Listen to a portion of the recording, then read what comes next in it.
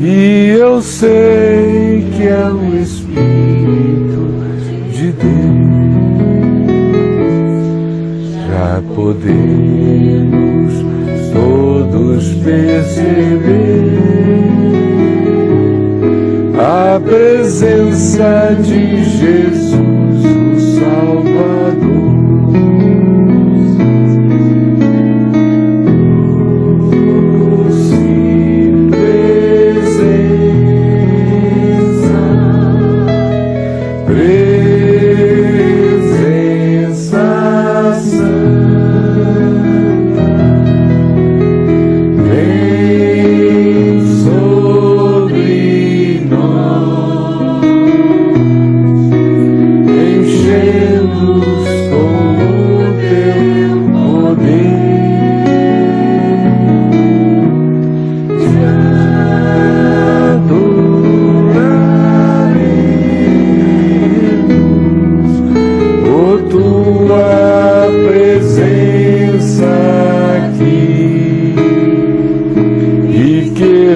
Renovará os nossos corações. Louvado seja o Senhor.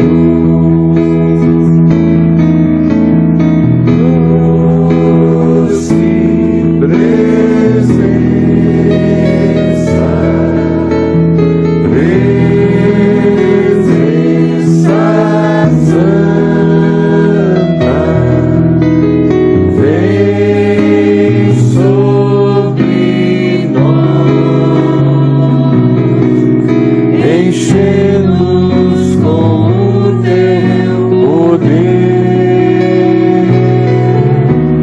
Te adoraremos por tua presença aqui, e que renovará os nossos corações. Louvado seja o Senhor, e que renovará os nossos corações.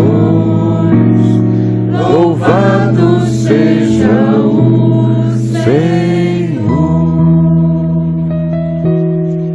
Espírito Santo, nós estamos reunidos em torno do nome de Jesus apenas porque nós cremos de todo o coração que Ele ressuscitou de entre os mortos, que Ele é Deus e Salvador, que Ele é o Senhor de todas as coisas que existem, e que é nele que está o nosso sentido. É dele que vem todo sentido. E pedimos que não apenas os nossos corações sejam firmados na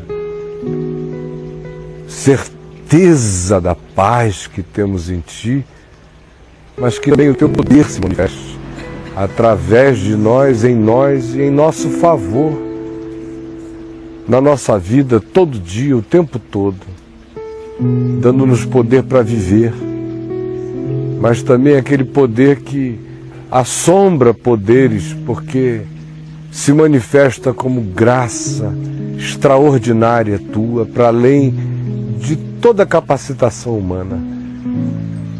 Realiza hoje também aqui, no ajuntamento da fé, aquela distribuição de dons, de graças, conforme a necessidade de cada um, conforme também a Tua intenção de usar a cada um, e traz o Teu socorro, conforme a oração de cada um. Por favor, por isso, coloca em nós espírito de oração, e vontade e ansiedade santa, de encontro com aquilo que de Ti se derrama sobre nós e muda a nossa vida e gera galopes e saltos de transformação. Nós pedimos que seja assim, rogando também que Tu abras o nosso entendimento para nós compreendermos a Tua palavra e que Tu nos dês a vontade de agasalhá-la e o poder para praticá-la para o nosso bem. Em nome de Jesus. Amém, Senhor. Podem sentar, queridos irmãos. Vamos ler na carta de Paulo aos Efésios. Carta de Paulo aos Efésios. Nós vamos ler no capítulo 6, tá bom? Paulo aos Efésios.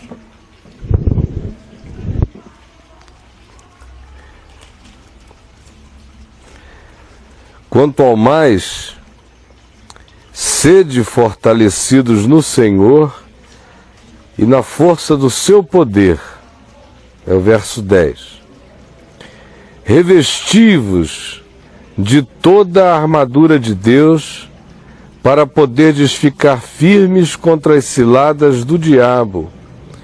Porque a nossa luta não é contra o sangue e a carne, e sim contra principados e potestades, contra os dominadores deste mundo tenebroso, contra as forças espirituais do mal nas regiões celestes. Portanto, tomai toda a armadura de Deus, para que possais resistir no dia mau, e depois de terdes vencido tudo, permanecer inabaláveis. Estai, pois, firmes, cingindo-vos com a verdade, e vestindo-vos da couraça da justiça. Calçai os pés com a preparação do evangelho da paz, embraçando sempre o escudo da fé, com o qual podereis apagar todos os dardos inflamados do maligno. Tomai também o capacete da salvação e a espada do Espírito, que é a palavra de Deus, com toda oração e súplica, orando em todo o tempo no Espírito, e para isto vigiando com toda perseverança e súplica por todos os santos, e também por mim, para que me seja dada no abrir da minha boca a palavra, para com intrepidez fazer conhecido o mistério do Evangelho, pelo qual sou embaixador em cadeias, para que em Cristo eu seja ousado para falar como me cumpre fazê-lo. Paulo está escrevendo para a comunidade de discípulos em Éfeso, e vocês lembram que Éfeso foi um lugar onde o início da plantação, da semeadura, da palavra da fé, foi corroborada por manifestação indubitável de principados e de potestades. Vocês recordam-se de que lá em Éfeso estava o templo de Diana, a rainha dos Efésios, e que era uma das maravilhas da antiguidade. E Paulo, chegando lá e começando a pregar a palavra, inicialmente numa sinagoga, depois de, num primeiro momento, ser bem ouvido e bem acolhido, sofreu resistência e mesmo hostilidade, em razão das quais ele alugou ou conseguiu um espaço num lugar chamado Escola de Tirano, que ficava no mall de Éfeso, no shopping center, na Ágora de Éfeso, no lugar de todos os comércios e de todos os bulícios de atividades as mais diversas, de comerciais a filosóficas e culturais. Um lugar, praça imensa do ajuntamento de uma população não pequena, de alguns milhares de indivíduos que residiam ali em Éfeso. E com isto, diz o capítulo 19 de Atos, verso 10, que Paulo, que ali pregava de 11 da manhã até as 4 horas da tarde, todos os dias, e por ser Éfeso uma cidade importante, um vértice de convergência e de distribuição de pessoas e informações para toda a Ásia Menor, se diz que empregando ali todos os dias e daquela forma, Paulo deu ensejo a que todos os habitantes da Ásia ouvissem a palavra do Senhor. E também porque se afirma que pelas mãos de Paulo eram feitos milagres extraordinários, a ponto de que até mesmo objetos do uso pessoal de Paulo, como lenços e coisas do gênero, eram levadas para as pessoas, na presença de cujos elementos os espíritos imundos fugiam das suas vítimas e enfermos ficavam curados.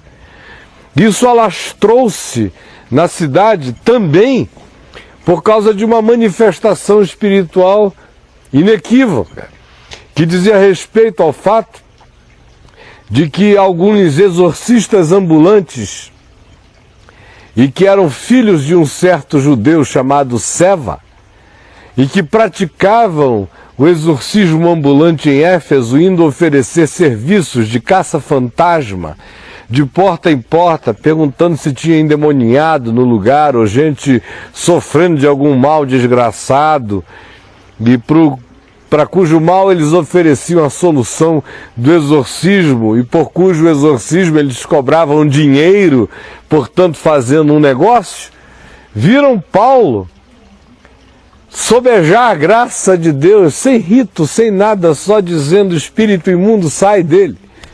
E os espíritos saindo, ou até mesmo as histórias que voltavam e que davam conta de que pessoas tinham ficado libertas de possessões porque uma mãe aflita havia levado um lenço de uso pessoal do apóstolo. Então, motivados por esse sentimento de que, de fato, havia um grande poder e um grande negócio a ser praticado em nome da magia de Paulo e fazendo uso da mandinga paulina, é que os filhos de Seva resolveram sair por Éfeso simplificando o rito. Eles ficavam lá fazendo aquele mise-en-scène todo, tentando expulsar demônios que não eram demônios, sem tanto sucesso, e viam o que acontecia com Paulo e resolveram ganhar mais e produzir muito mais. E chegavam nas casas oferecendo-se para expulsar demônios em nome de Jesus. E chegaram numa determinada casa e diziam: escuta, a gente pode libertar todos os oprimidos de qualquer demônio nesta casa, em nome de Jesus. Entrou, fechou o acordo, e aí a pessoa disse: pode ir lá no quarto, está lá o bicho. E aí quando chegaram lá, o possesso partiu para cima deles, e eles não eram poucos, eram 7 rapazes que saíram sendo atacados pelo endemoninhado, que lhes tirou a roupa, que rasgou-os todos e que unhou-os de cima a baixo e os esbofeteou. E diz Lucas em Atos que eles desnudos saíram correndo rua abaixo, em desespero, porque chegaram lá dizendo: em nome de Jesus a quem Paulo prega, nós te ordenamos, sai dele. E aí nem o diabo aguentou essa. E ele falou: olha, eu conheço a Jesus e sei quem é Paulo, mas vós quem sois? E pau neles. E a notícia desses acontecimentos correu por toda Éfeso, de modo que as pessoas começaram a trazer os seus objetos de bruxaria, e de feitiçaria, e de mágica, todos relacionados ao panteão greco-romano, e ali, de maneira muito específica, a deusa Diana, dos Efésios.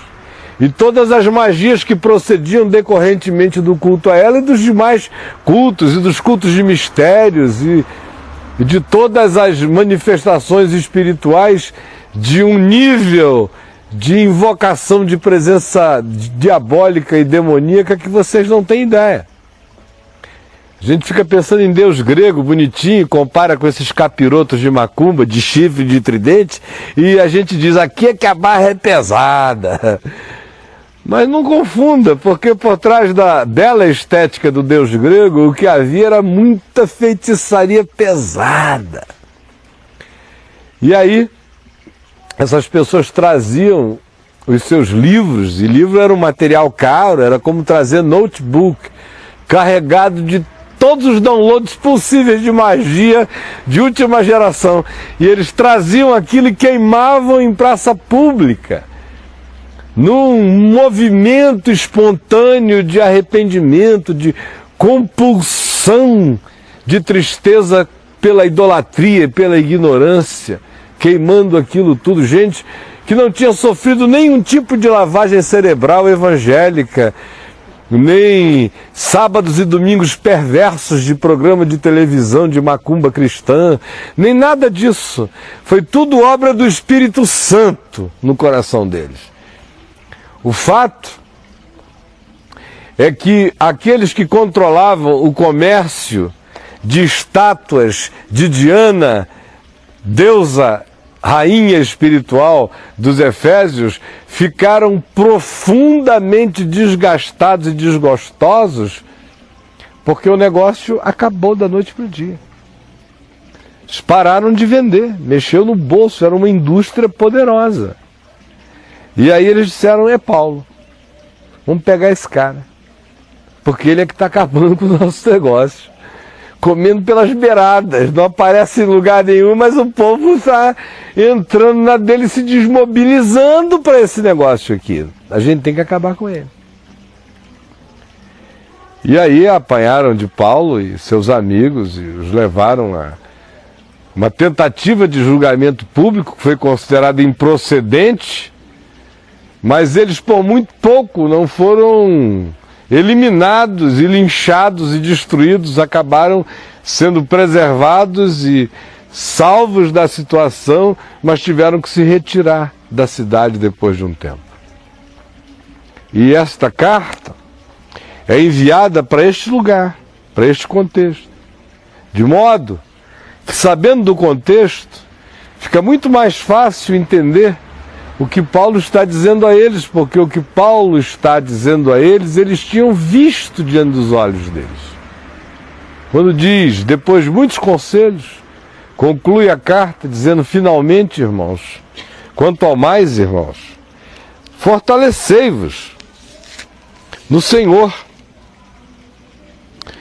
Sede fortalecidos no Senhor, nos domínios do seu poder, na força do seu poder. E a palavra original é domínio, para força. É como se houvesse algum lugar que não estivesse sob o domínio de Deus, não é esse o caso. Mas o que Paulo está dizendo é: fortalecei-vos no Senhor e colocai-vos submissamente sob o domínio do seu poder. Ou seja, não tentem existir fora do domínio que é resultado da rendição consciente que a gente faz a Deus. Porque que Deus é Senhor, Ele é Senhor mesmo. Eu querendo ou eu não querendo. Mas se eu não quiser, Ele continuará a ser Senhor, e o senhorio dele será contra mim. Não que Ele venha contra mim, é que eu me pus numa rota de colisão contra o senhorio dele. É como quem, um inseto que olha para a luz e tem uma crise insetal de um surto suicida, apaixonado, e se joga na direção daquilo ali. Tchá! Não adianta eu dizer que eu sou eu e aquilo é aquilo, e que eu vou partir na direção, que eu sou mais eu não sou, eu vou me arrebentar. Então o senhorio dele é: e bem-aventurado é aquele que comunga com. O senhorio dele é: e bem-aventurado é aquele que se coloca sob ele. Porque se eu disser não é, porém for numa rota de colisão, eu ficarei esmagado, porque não é porque eu diga que não é que deixará de ser.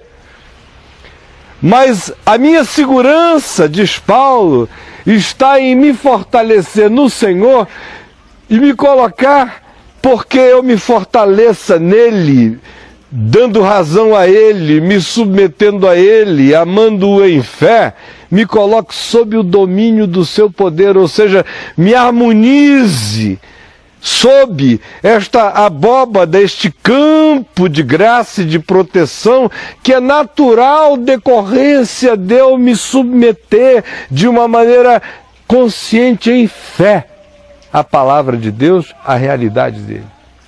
Eu me coloco aí. E esse pessoal lá de Éfeso tinha entendido isso. Eles tinham visto os filhos de Seva saírem fugindo desnudos, enquanto tinham visto a manifestação do poder de Deus na vida de Paulo, chegando ao extremo do lencinho. Eles tinham visto o que significava simplesmente querer usar o nome de Jesus como magia e o que significava colocar sob o senhorio de Cristo em verdade. Era outra coisa. E é para esta consciência que não transforma a relação com Deus jamais em mágica, que Paulo está chamando esses irmãos, lembrando, provocando e incitando a consciência deles uma outra vez, como frequentemente tem que acontecer.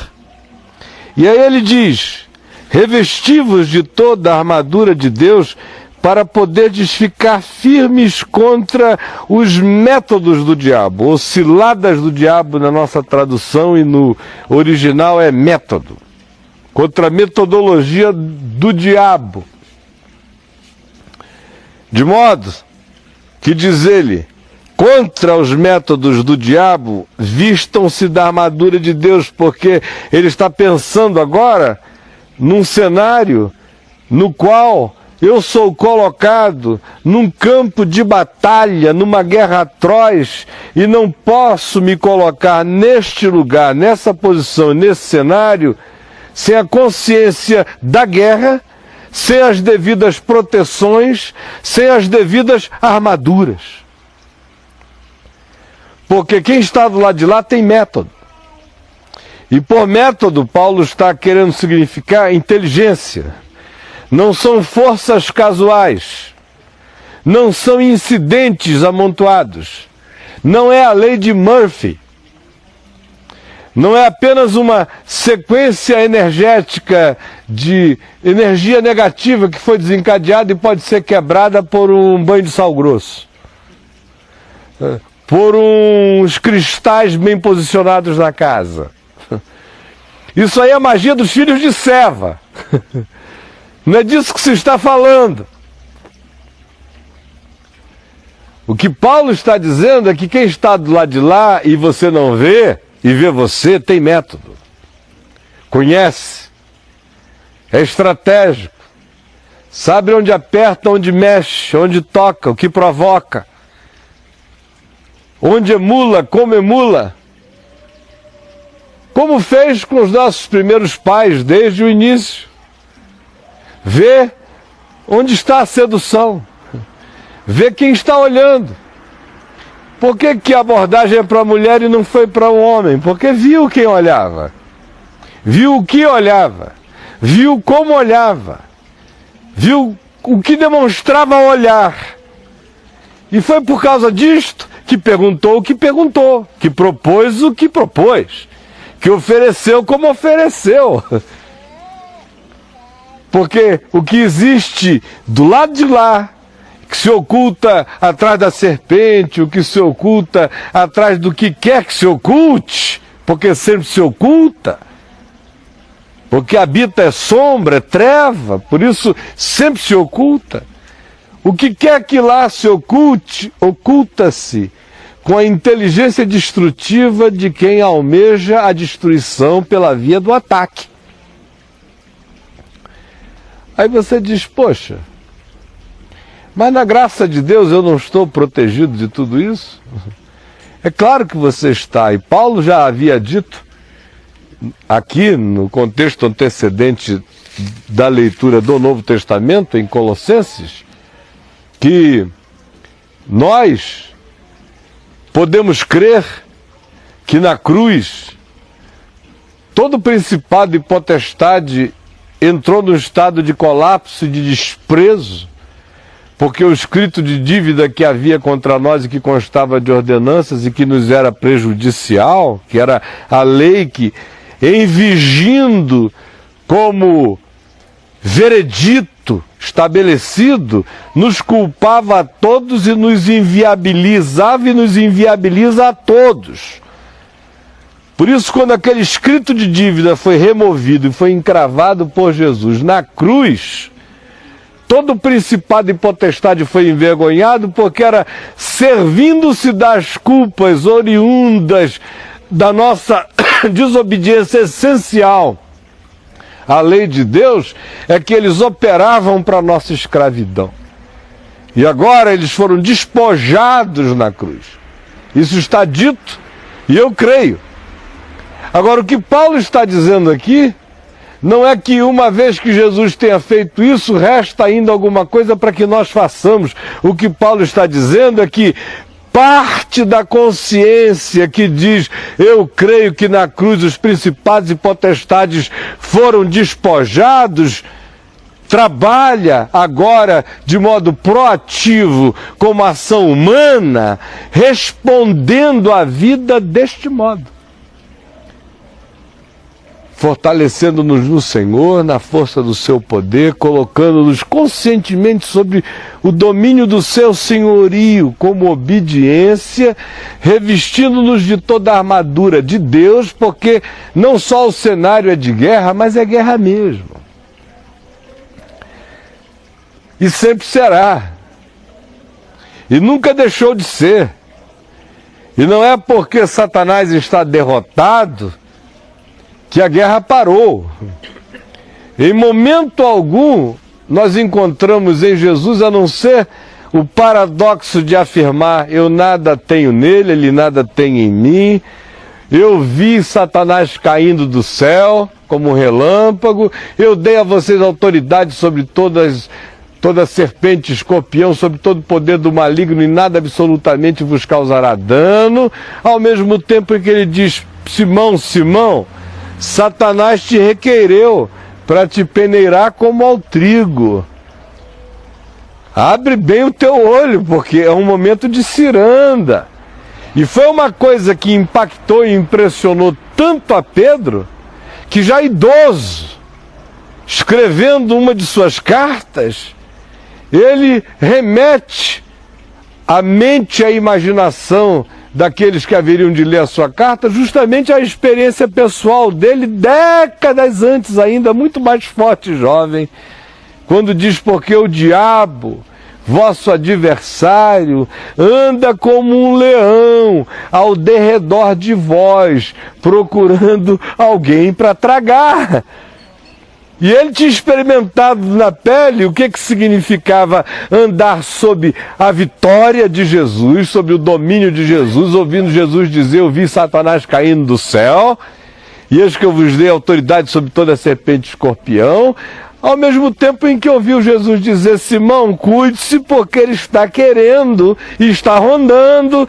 E Simão não cuidou e teve a experiência que agora o ajuda a dizer aos outros: olhem, nós estamos pisando sobre serpentes e escorpiões. Porém, não esqueçam que o diabo anda em derredor de nós como um leão procurando alguém para tragar.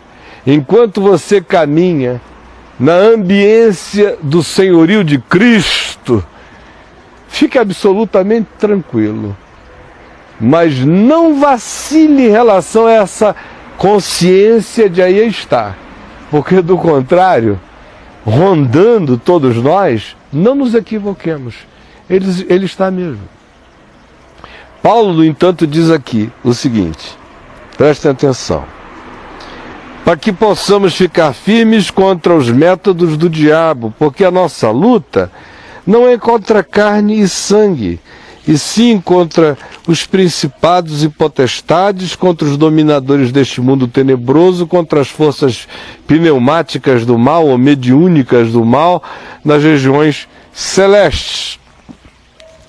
E ele também sabia que o pessoal de Éfeso tinha entendido que os inimigos deles ali na cidade não eram os líderes do sindicato de manufatura de estátuas de Diana, rainha dos Efésios, que haviam se unido contra ele. Que a luta não era naquele nível.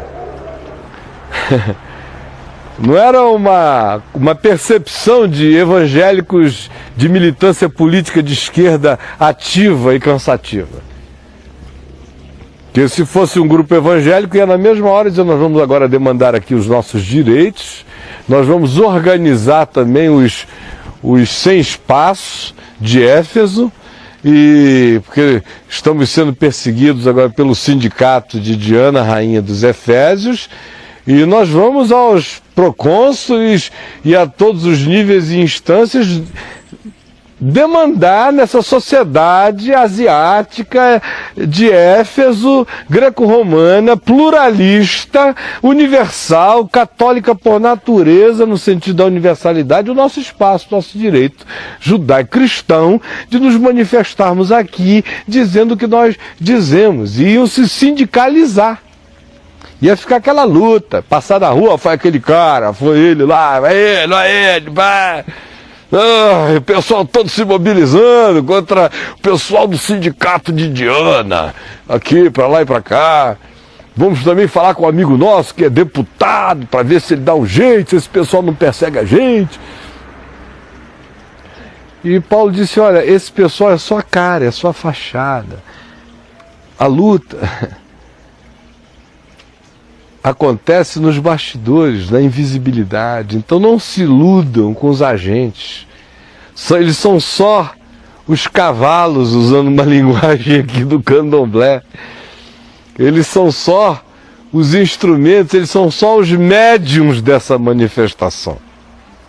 Eles são só os que estão sendo instrumentalizados.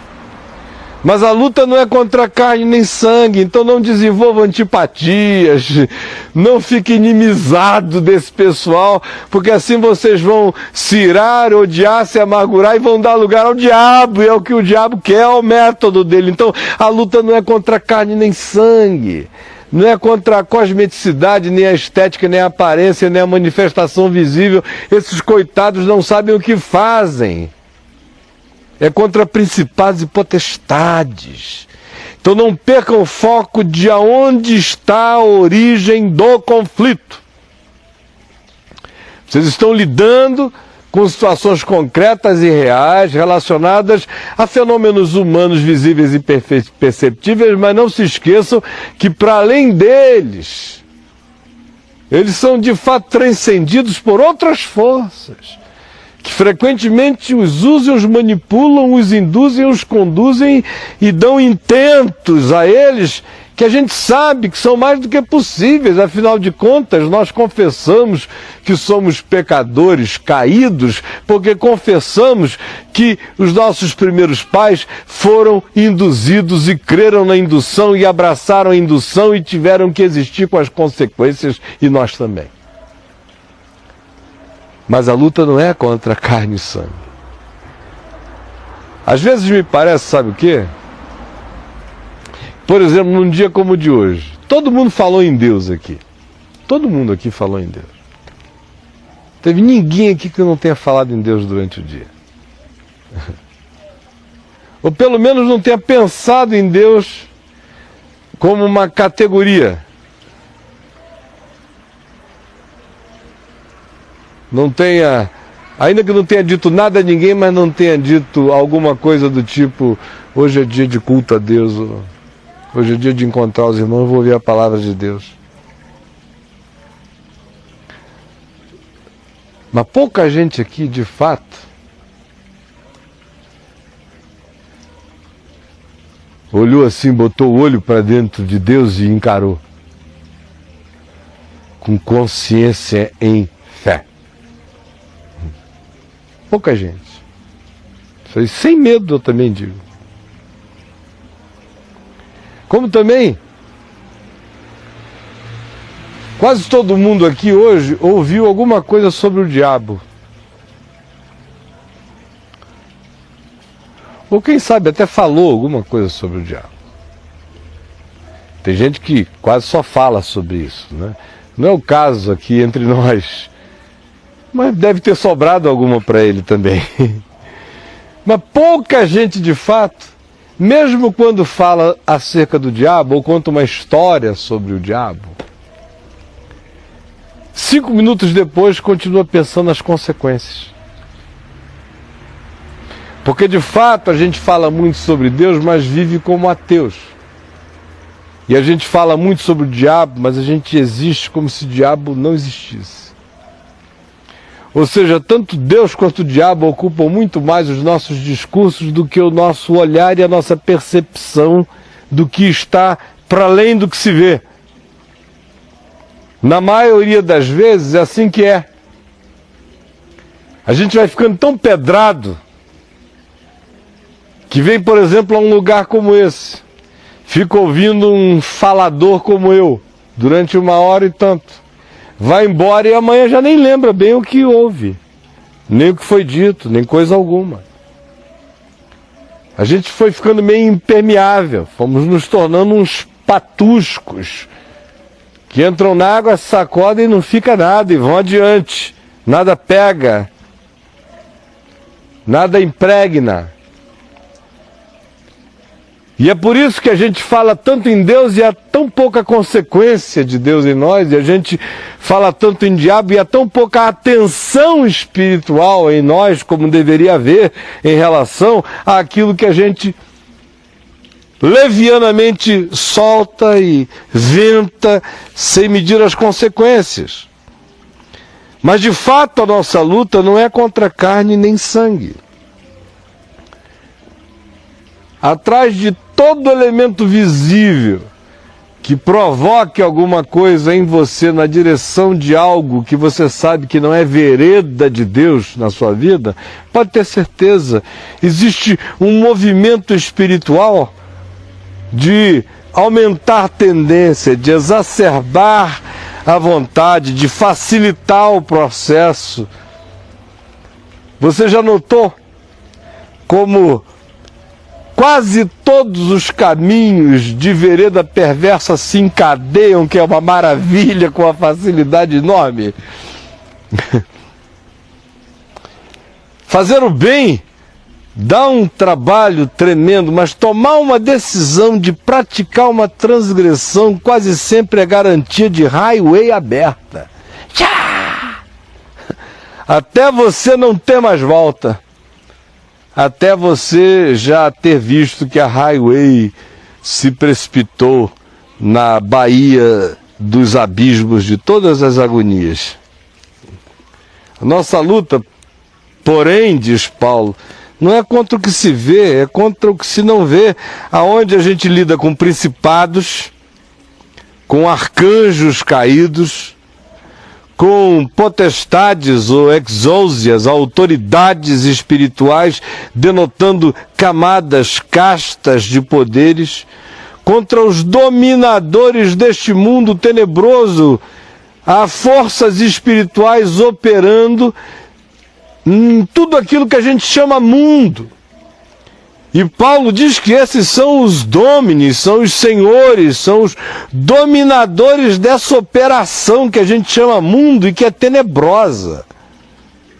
A nossa luta é contra forças mediúnicas, espirituais, pneumáticas, invisíveis, operando nas regiões celestes que não estão dimensionalmente em qualquer lugar distante de nós, mas que nos cercam. Regiões celestes é uma designação para aquilo que dimensionalmente está carregado do elemento espiritual, seja ele bom ou mau, e que está à nossa volta.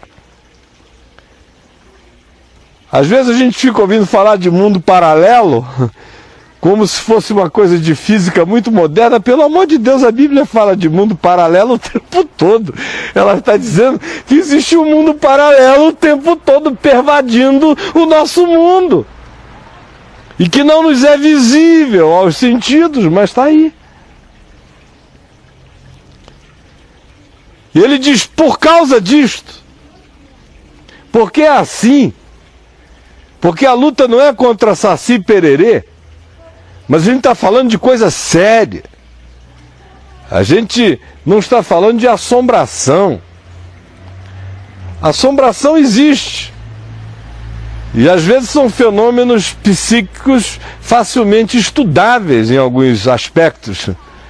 Nem sempre necessariamente originalmente uma coisa que nasceu de uma ação do diabo. Às vezes a assombração é uma projeção psíquica causada por dor, por violência, por morte, por tortura, que impregna um ambiente com aquilo que seria semelhante a um holograma psíquico representando o movimento das agonias ali vividas e que acabam sendo possuídas por ações demoníacas, mas que só são ativadas quando chega no lugar mal assombrado alguém que carrega algum tipo de assombração no coração para deflagrar o processo.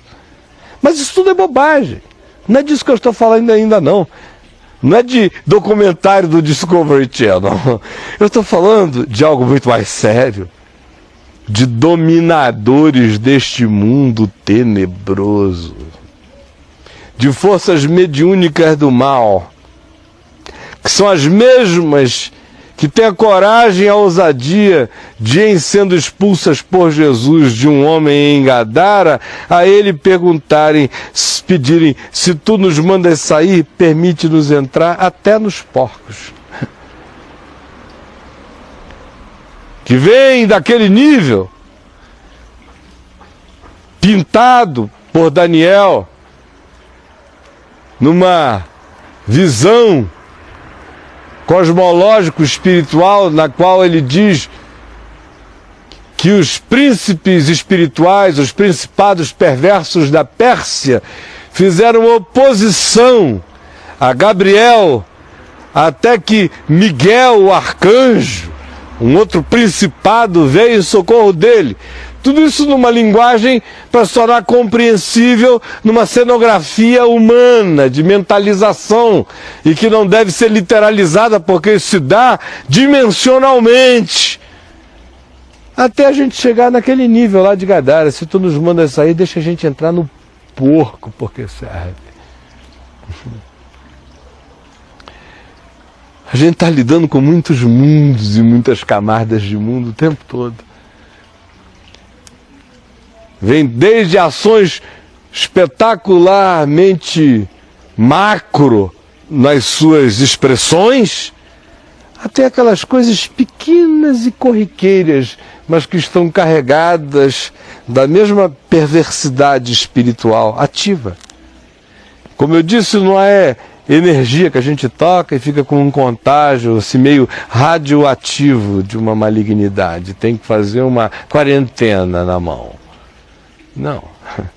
Esse negócio vai entrando e entra pelo coração, entra pelo ódio, pela amargura, pelo descuido, pela falta de amor praticado, pela falta do exercício da fé, pela falta da alimentação da palavra no ser da gente. Essas coisas todas vão entrando de uma maneira muito sutil, tentando encontrar frestas e oportunidades nos nossos desleixos diversos. Por isso Paulo diz, tomai toda a armadura de Deus. Não fiquem dizendo assim, não, eu gosto daquela, sabe? Eu sou um cara bom de escudo da fé. Eu adoro o escudinho da fé. Adoro o escudo da fé. Eu gosto muito de uma sandalinha de preparação do Evangelho da Paz. Por isso que eu não perco a escola dominical. E eu leio tudo que é livrinho que eu posso, que eu gosto de uma preparaçãozinha do Evangelho da Paz. Então eu sou um homem assim, eu sou Lutero. Eu sou Lutero. Eu gosto de vestir o capacete, a coraça da justiça. Castelo forte é o nosso Deus. Eu sou Lutero.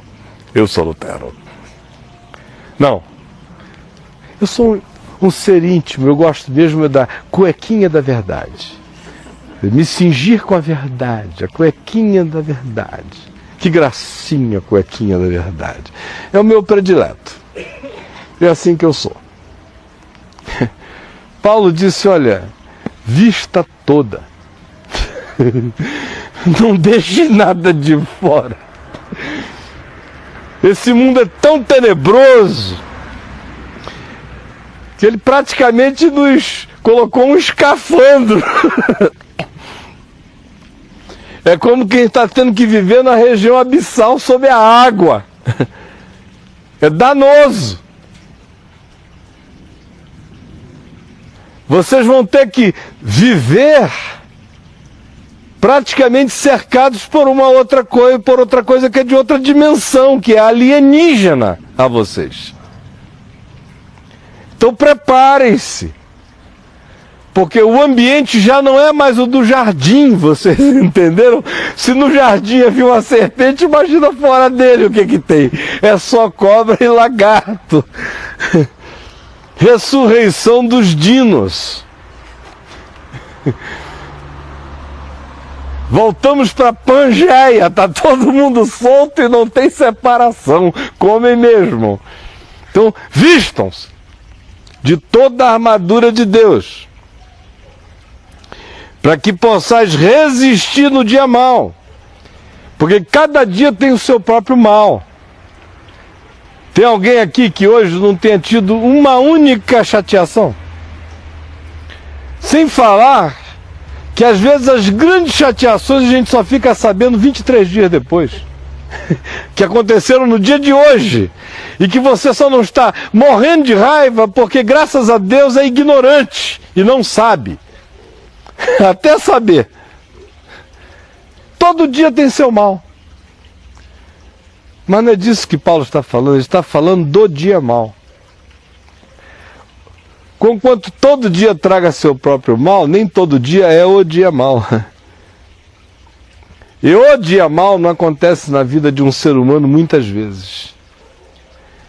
Tem gente que fica pensando que já passou pelo dia mau, até passar e ver que só tinha passado pelos males dos dias, mas não tinha passado por nenhum dia mau. Tinha passado por dias carregados de alguns males. Mas o dia mau, em geral, não é um dia. O dia mau é uma estação. E o dia mau não é feito daqueles acontecimentos que você provoca. Um cara que ficou com raiva de uma faca, botou ela assim na parede, presa na porta, amarrou tudo para ela ficar bem pontuda e disse: desgraçado, eu te odeio, e pá, deu um soco, e aí a faca entrou nele até aqui assim, abriu a mão dele, e ele sai: ai, Senhor, me salva. Isso eu experimentei o dia mau, irmãos, vai lá na igreja e conta a história do dia mau. Não, você experimentou o dia mau, não. Você é o mal de qualquer dia. Você, bicho. É você. Não é disso que você está falando. Em 1998, um irmão veio para mim e disse assim: você passou pelo ano mau, pelo dia mau em 98. Eu digo: não. Aquele ano eu cavei aquela porcaria sozinho. Sozinho, não foi um dia mau, não. Virou um dia mau, mas eu fui lá e mexi em cada coisa. A intenção podia ser até outra, mas eu estava mexendo no que eu nunca tinha mexido antes, do que eu jamais mexeria se a minha mente estivesse completamente sob o domínio da força do seu poder, como sempre tinha sido. Dia mau é aquilo que está para além do que você faz. Não é a caca cósmica que você produz deliberadamente. Dia mau é o que aconteceu com Jó. Está orando pelos filhos, que está ajudando os pobres, que está tratando de tudo e todos, está com a vida tranquila e limpa e serena, e de repente a casa cai sobre os filhos e os mata, os bandidos levam tudo, câncer dá na pele dele, a mulher dele manda que ele amaldiçoe a Deus e morra. E os amigos ainda vêm se endiabrar à sua volta, querendo encontrar nele um pecado que ele não tinha para oferecer, como uma confissão de um delito deliberado. Isso é um dia mau. E esse dia chega para a gente de muitos modos. Às vezes ele chega como perda. Às vezes é alguém que você ama, que é seu parceirão, seu sócio, sua companheira, seu companheiro, sua amiga, sua mulher, seu marido. E aí de repente você leva um susto danado, a pessoa toma uma decisão, a sua vida vira ao contrário, aí vem uma sucessão de coisas E como diz tanto o livro do Levíticos quanto o livro de Provérbios, o esmagamento, a opressão endoidece às vezes até o sábio. O cara surta. Aí iniciam-se processos autodestrutivos os mais diversos. Outras vezes esse dia mal chega como um luto que você experimenta com uma subteza horrível. Alguém arrancado da sua vida. Havia uma sucessão de coisas. Outras vezes é uma sucessão de enfermidades, de doenças, de perseguições, de contratempos, de conspirações, de tramas perversas que você não sabe nem por que elas estão surgindo e nem como elas se concatenam, mas nenhuma teoria da conspiração explicaria tanta deliberação de maldade contra a vida de alguém. Isso acontece. Aí a gente fica pensando que é azar. Aí fica achando que o remédio para isso é arruda, é sal grosso. Eu vou plantar uma comigo ninguém pode na porta da casa, ou fazer uma cerca viva de comigo ninguém pode. Não é não. Paulo diz que a gente tem que tomar toda a armadura de Deus para que a gente possa resistir no dia mau. O dia mau não é evitável. Não dá para a gente driblar o dia mau. Que para você, dia mau, figa celeste, não dá. Cada um de nós vai ter que viver o seu dia mau. Cada um vai experimentar conforme a intensidade. Cada um o prova conforme Deus sabe que é possível. Cada um experimenta visando um fim proveitoso. Ele pode virar um dia mau se a minha resposta for ruim. Se a minha resposta for boa, todo dia mau vira estação de graça na minha existência. Tudo depende de como eu olho, processo, encaro e trato. Portanto, ele não é evitável, ele é para ser encarável, processável, transformável numa outra coisa. Ou seja, o dia mau pode gerar um ser inabalável, porque no final Paulo diz: e depois de terdes vencido tudo, permanecerdes inabaláveis. Quando o dia mau é bem enfrentado, o produto dele é a geração de um ser com rigidez cada vez mais intensa em fé. Cada vez mais se fundindo na rocha e na fortaleza. E buscando se tornar um com a rocha e na rocha. Portanto, ele diz que para permanecer inabalável, o que a gente precisa é estar firmes. O que evoca uma decisão mental de não ficar dando espaço para dúvida, para tergiversação, não ficar de dialoguinhos com os conflitinhos do ser, porque eles se tornam infindáveis, de não ficar fazendo ciranda com a própria fragilidade que em nós aparece abundante. Ninguém tem que fazer tricô, ninguém tem que ficar fazendo cafuné em tentação. Por isso ele diz: fiquem firmes. Simplifiquem os processos mentais, não fiquem com e se.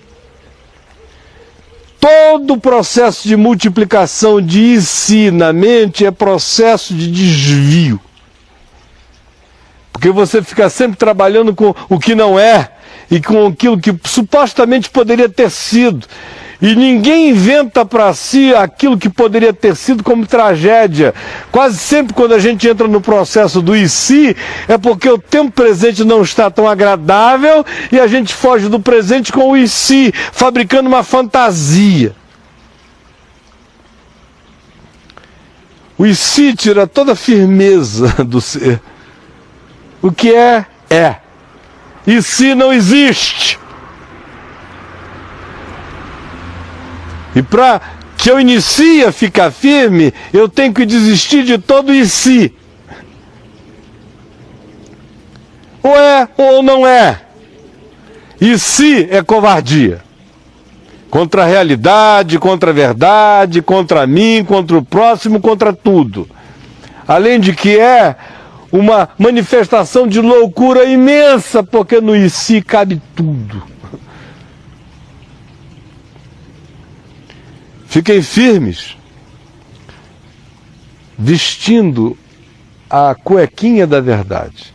Cingindo-vos da verdade é isto, porque no homem antigo, em preparação para esse tipo de luta, a primeira coisa que botava era aquele paninho, aquele cueiro mesmo, lá no fundo. Antes de botar qualquer outra armadura, era a cuequinha mesmo. Era como Jesus na ceia, que ficou nu e se cingiu de uma toalha, não foi? Pegou uma toalhinha e botou, só para cobrir as partes mais íntimas. E estar cingidos com a verdade é vestir a intimidade mais profunda do nosso ser com aquele compromisso atávico, visceral, de busca da verdade e de glorificação da verdade em mim e de dar razão à verdade em mim, ainda que doa, ainda que seja contra todo o meu surto de qualquer que seja a fantasia. Uma coisa é eu admitir o que existe em mim com sinceridade. Agora, chamar o que existe em mim de minha verdade é mentira. Eu sinceramente conto a vocês a minha mentira. Eu sinceramente conto a vocês o meu engano. Eu sinceramente conto a vocês a minha fantasia. Agora, verdade só existe em mim quando é a de Deus em mim. Do contrário, eu só tenho enganos sinceros a contar. Vestir a verdade no íntimo não é dizer, sinceramente é isto que eu sou. Não é instituir a oração do publicano como um projeto de vida. Todo dia aparecer lá, eu sou um desgraçado, vou morrer assim, sempre Gabrielo. Aleluia. Não é assim.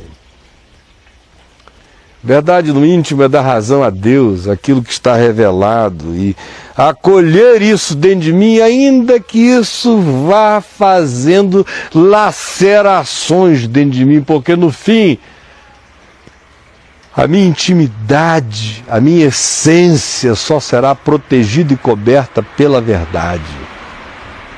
Se não for assim, o que me aguarda é insanidade. É desproteção já desde o íntimo. Aí ele manda vestir a couraça da justiça, que é não ter justiça própria, é vestir a justiça que a gente sabe que decorre de Jesus na fé. É dizer, o escrito de dívida que havia contra mim, que constava de ordenanças e que me era prejudicial, já me foi inteiramente removido e foi encravado na cruz, e por isso os principados e potestades estão envergonhados diante de Jesus e consequentemente diante de mim. E a minha justiça é esta. É Jesus em mim que é minha justiça. E aí andar de peito aberto, confiando não na minha justiça própria, nenhum modo de justiça própria que acaba me fazendo apenas um ser santarado e não santificado, mas vestindo a couraça da justiça de Jesus. Calçando os pés com a preparação do Evangelho da Paz. E aqui o termo grego para preparação é prontidão, que denota uma espécie de reflexo. A prontidão é um reflexo. Que é fazer o Evangelho virar instinto em mim. É fazer com que o Evangelho deixe de ser só uma informação coletada. Versículo bíblico, a gente diz assim, o que faria Jesus agora? Lembra do livro? O que faria Jesus? Em seus passos, o que faria Jesus? Aí o cara ainda ficava procurando versículo bíblico, porque ele não sabia o que Jesus faria na hora. Se Jesus amaria, odiaria, traçaria a mulher do próximo ou não. Aí ainda ficava, não, Senhor, desculpa, eu tracei, porque eu não me lembrei que era Mateus 5:26. Isso aqui é conversa fiada, né? Então é parar com essa ideia de que o Evangelho é uma informação, ele tem que ser vida.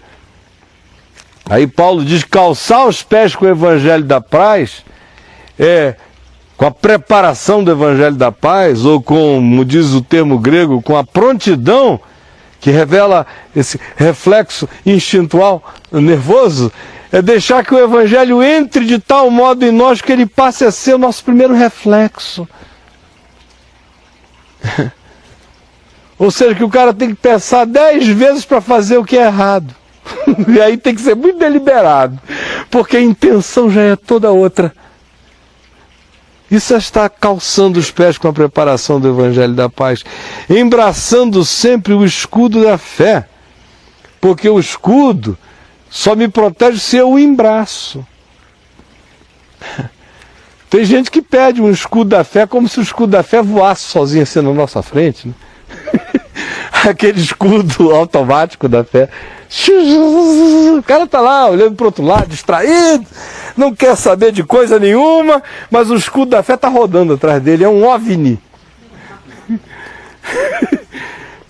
Eu estou indo numa igreja agora onde a gente não precisa mais nem se preocupar com o escudo da fé, eles já ligam automaticamente, e a tal da cobertura. Vocês já ouviram essa cobertura? Está comigo, está sob a minha cobertura. Aí um bando de idiota lá, sob a cobertura. Todo mundo. Aí tem gente que surta. Perdi a cobertura. O apóstolo disse que está zangado comigo, que eu perdi a cobertura. Aí todo mundo sem cobertura. Meu Deus, eu estou sem terra, sem teto, sem cobertura. Agora, é embraçando o escudo da fé. Não tem nada a ver com a cobertura de ninguém. Ninguém cobre você. Você já está coberto por Jesus, ou ninguém cobriu você ainda e nem cobrirá. É embraçando o escudo da fé, o que tem a ver com o fato de que a fé que é o escudo, mas você embraça, meu irmão. Você toma, você pratica, você exercita. E você faz isso com inteligência, porque escudo nas mãos de um indivíduo cego ou com os olhos fechados pelo medo, ou pela ignorância ou pela inconsciência, não serve para nada. Ele só serve pela mobilidade de quem enxerga, de quem vê e vira. Eu embraço e eu olho, eu aponto na direção do que eu enxergo. O que demanda de mim participação consciente, uma fé praticada de modo ativo e consciente. E que se volta, porque já carrega a instintualidade do Evangelho da Paz, se volta de modo pertinente em todas as direções. E ele conclui dizendo que é preciso tomar o capacete da salvação e a espada do Espírito, que é a palavra de Deus. Pegar a mente e cobri-la com a proteção da certeza absoluta, na graça de Deus, acerca de que a salvação está feita, consumada e realizada e é minha. Esta convicção mais profunda e essencial é a minha proteção mental mais segura. É a proteção que eu tenho contra toda doença mental, surto, contra todos os meus acessos de megalomania ou de narcisismo que queiram me fazer ser meu próprio salvador pela justiça própria, ou que por seu turno me livra de toda e qualquer geração de sentimentos que me abismem em posições completamente inferiorizadas e perversamente inferiorizadas em razão de eu ter descrido no amor de Deus por mim. É o capacete da salvação que protege a minha mente de todo e qualquer pensamento de solidão que acabe deflagrando processos de busca promíscua de companhia, ou de relacionamento, ou de entregas desnecessárias, ou de desvalorização de quem eu sou por ter perdido o significado da minha própria vida. Quando eu estou vestindo o capacete da salvação, eu carrego na mente essa convicção absoluta de que nem coisas do presente, nem do porvir, nem altura, nem profundidade e nem qualquer outra criatura pode me separar do amor de Deus que está em Cristo Jesus, e isto é saúde inteira para minha mente, todo dia e sempre. Fico liberto de neuroses, tanto quanto de paranoias. Nem estou perseguindo como neurótico, nem perseguido como um paranoico. Eu estou guardado e protegido. E a espada do Espírito está na minha mão, porque eu não caminho por aí como um ser passivo. Nesse mundo espiritual, eu não só digo está escrito, mas eu também penso.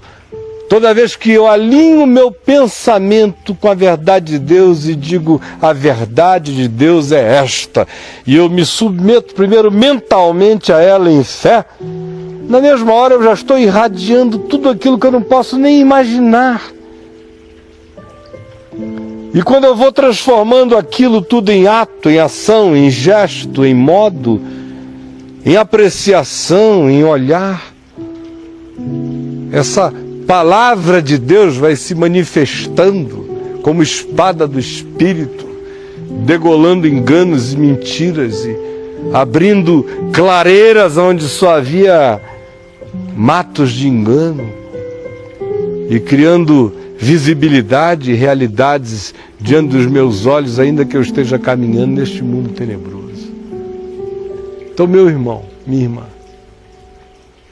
eu não sei para que você veio hoje aqui, mas no que me diz respeito, esta é a palavra do Evangelho, e eu espero que dela você faça um bom proveito e que você tenha se alimentado espiritualmente dela e que ela produza segurança, confiança, ousadia, intrepidez, sobretudo, gere em você uma dimensão espiritual de consciência, de oração interior no Espírito Santo.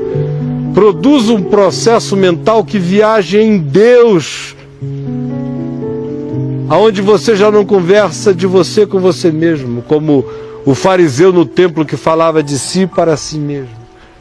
Mas o seu processo mental não seja de si para si, seja de você em Deus voltando para você, de você em Deus voltando para você. Por isso Paulo diz, com toda oração e súplica, orando em todo tempo no Espírito, e para isto vigiando com toda perseverança e súplica por todos os santos, e fazendo isso sem perder a consciência de ação no mundo. Por isso ele diz, e orando também por mim, para que me seja dada no abrir da minha boca a palavra, para com intrepidez fazer conhecido o mistério do Evangelho, pelo qual sou embaixador em cadeias, para que em Cristo Jesus eu seja ousado para falar como me cumpre fazê-lo. Então, compreender isso não nos coloca numa posição defensiva. A gente se veste, a gente toma toda a armadura de Deus, a gente enxerga sem medo principados, potestades, poderes, dissimulações, e a gente toma toda a armadura de Deus. E a gente se veste com a verdade, e a gente abre o peito sem medo, porque é sem justiça própria, e se veste com a couraça da justiça de Jesus. Deixa o Evangelho ir entrando na gente até ele virar instinto, resposta, prontidão, reflexo, que ele cresça e se impregne em nós. E aí que embracemos o escudo da fé e ponhamos o capacete da salvação e tomemos a espada do Espírito, que é a palavra de Deus, e caminhemos não como quem discute contra si mesmo ou contra os sims da existência, mas ao contrário, fazendo todo o processo mental ser tomado de oração e de súplica, viajando no Espírito Santo em Deus, porque é só assim que o Evangelho da Paz vai deixar de ser uma informação e vai virar um instinto, e que em nós instintuado vai nos dar a mobilidade para saber o que, onde, como, vai nos dar todo o sentido de propriedade, vai alimentar o tempo todo o nosso processo de nos mantermos sob os domínios do senhorio de Cristo, que é graça e que é proteção para a vida da gente, não só nos males dos dias, mas em qualquer que seja o dia mau. Em nome de Jesus. Amém.